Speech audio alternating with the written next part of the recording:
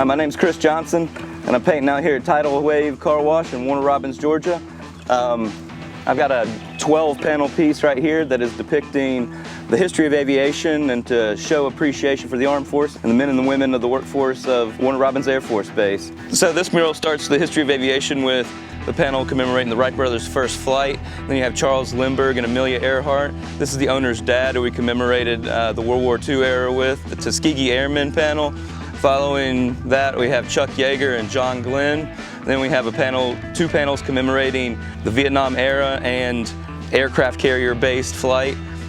There's Sally Ride next. At the very end is the POW monument at the Museum of Aviation at Warner Robins Air Force Base.